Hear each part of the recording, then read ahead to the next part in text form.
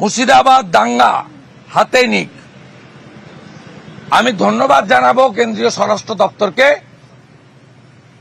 BSF এর সাথে সাথে 8 কোম্পানি ঝাড়খণ্ড থেকে এবং সল্টলেকে সিআরপিএফ এর ক্যাম্প থেকে ডেল্টা এবং কোবরা, সেই স্পেশালাইজড সিআরপিএফ ফোর্স তারা কালকে পৌঁছে দিয়েছেন। আজকে সকাল থেকে ডিপ্লয়েড হয়েছে। আমার বিশ্বাস মুর্শিদাবাদ থেকে আপনি আর একটা ইটের আওয়াজ পাবেন না।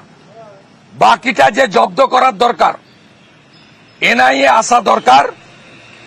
100 কোটি টাকার প্রপার্টি নষ্ট করেছে হিন্দুদের, 100 কোটি টাকার। 12-14 বছরের বাচ্চাদেরকে উস্কে একাধিক হিন্দু লোকের দোকান বাড়ি, ভালো ভালো শপিং মল তৈরি করেছিল, ওষুধের দোকান, কাপড়ের দোকান, জুতোর দোকান, ঠিক বাংলাদেশ থেকে, বাংলাদেশ স্টাইলে এই চোরেগুলো ভিখারি ঢুকে ঢুকে লুট করেছে।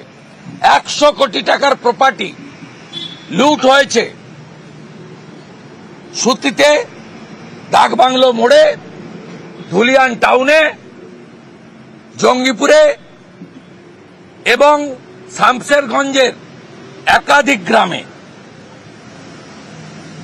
আমরা এটা ছাড়ব না, এটা খুব বড় ইস্যু। আর ওই এলাকায় আমরা তালিকা করছি যারা বিজেপি রুল স্টেটে পরিযায়ী শ্রমিকের কাজ করেন, যাদের বাড়ির লোকেরা এই জিহাদি হামলায় যুক্ত, তাদেরকে ফিরে এসে ওখান থেকে, ইউপি, মহারাষ্ট্র থেকে, মধ্যপ্রদেশ, গুজরাট থেকে ফিরে এসে সারাতে হবে। এর শুধু হিসাব নয়, সুদে আসলে হিসাব আমরা তুলব। এবং বিজেপি রুল 20টা স্টেটে এই এলাকার যারা মিছিলে গেছিলেন সেদিন, তাদের যারা আত্মীয়রা হাজারে হাজারে কাজ করেন, তাদেরকে ওখান থেকে ফিরে এখানে এসে আগে রিপেয়ার করতে হবে। আর 600 জনের ছবি তালিকা করেছি আমরা। ইনভেস্টিগেশন হোক, ক্ষতিগ্রস্ত লোকেরা তুলে দিবে তাদের হাতে। তৃণমূল বলছে গোটা ঘটনাটা ছোট, বড় করে দেখাচ্ছে মিডিয়া। তৃণমূলের তরফে বলা হচ্ছে ছোট ঘটনাকে মিডিয়া বড় করে দেখাচ্ছে, বলছে বিজেপি। রাজ্যের মধ্যবঙ্গ ইন্টারনেট বন্ধ কেন? পুরো মুর্শিদাবাদ, মালদার বড় অংশ, বীরভূমের বড় অংশ কেন 163 করে রেখেছেন? আমি তো 2টো মেল পাঠিয়েছি জঙ্গিপুরের এসপি কে, প্লিজ অ্যালাউ মি। আমার আত্মীয়রা থাকে,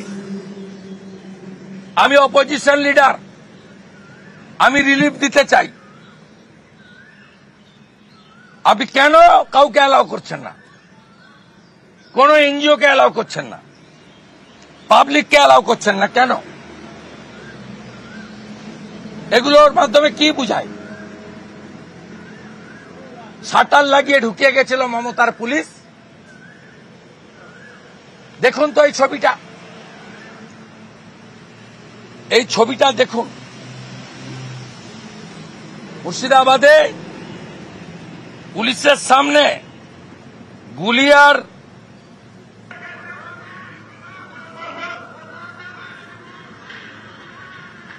দেখুন, 11 তারিখে গুলি, বোম, দেদার, সব লোকাল লোক। হিন্দু বাড়িগুলোর মেয়েরা কি বলেছে আপনাদেরকে? বলছে যাদের সঙ্গে উঠা বসা, যারা কদিন আগে ঈদের নিমন্ত্রণ করলো, যাদেরকে আমরা কদিন আগে দুর্গাপুজোর নিমন্ত্রণ করলাম, সেই লোকগুলোই আমাদের বাড়ি লুট করে ভেঙে সব নিয়ে চলে গেল। সেই লোকগুলোই জলে বিষ মিশিয়ে দিল। তারাই উন্মত্ত আচরণ করলো, আমাদের চিনতে পারলো না।